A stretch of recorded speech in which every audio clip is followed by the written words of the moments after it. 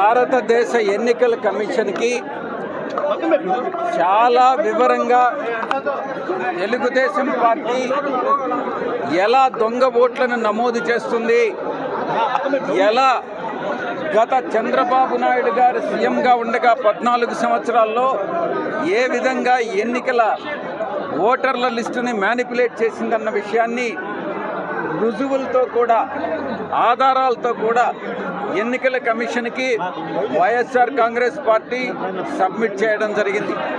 ఎన్నికల కమిషన్ తప్పకుండా చర్యలు తీసుకుంటామన్నటువంటి హామీ ఇవ్వడం జరిగింది.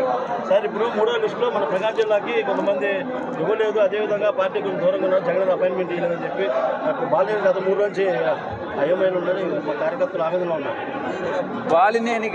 బాలినేని వాసన్న గారికి ఎటువంటి సమస్య లేదు. ఆయన ఈ యొక్క జిల్లాకు సంబంధించి అత్యంత విలువైనటువంటి నాయకుడు మన జిల్లాకి. ఆయనకు పార్టీలో ఉన్నటువంటి ప్రాధాన్యత ఏ రోజుకి తగ్గదు. ఆయన స్థానం ఆయనకు ఉంటుంది. మూడు లిస్టులు రిలీజ్ చేయడం జరిగింది, విడుదల చేయడం జరిగింది. త్వరలో 4 ఇంకొక లిస్టు కూడా రిలీజ్ చేయడం జరుగుతుంది.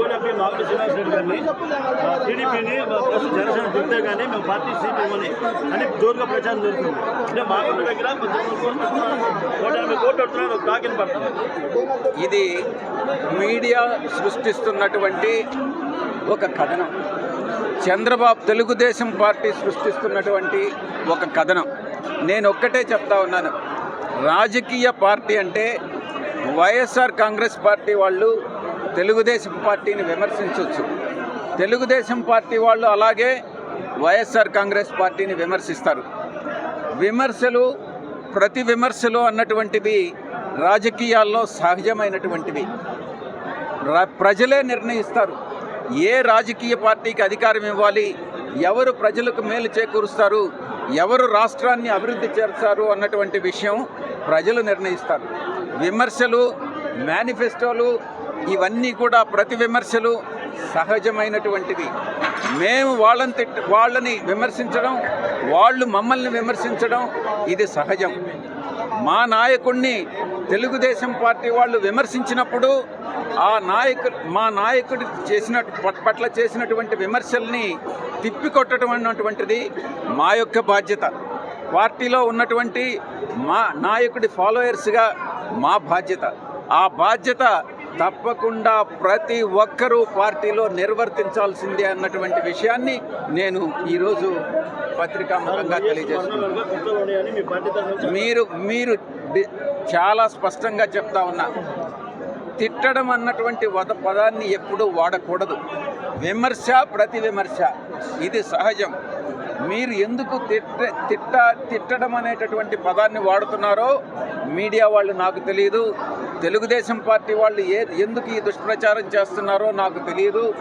విమర్శకి మా నాయకుడిని విమర్శించినప్పుడు అసభ్య పదజాలంతో తప్పుడు ఆరోపణలు చేస్తే ప్రతి విమర్శ చేసి తిప్పికొట్టడం అన్నటువంటిది ప్రతి ఒక్కరి పార్టీలో ప్రతి ఒక్కరు బాధ్యత.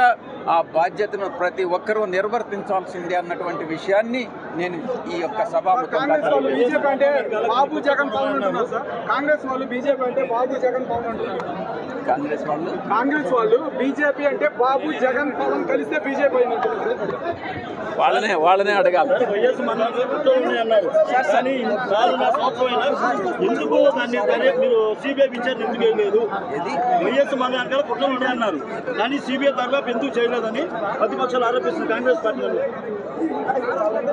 వైఎస్ఆర్ గారి మరణం పట్ల గతంలో ఎంక్వైరీ అన్నటువంటిది జరిగింది. ఆ ఎంక్వైరీ అప్పటి కేంద్ర ప్రభుత్వానికి సమర్పించడం జరిగింది.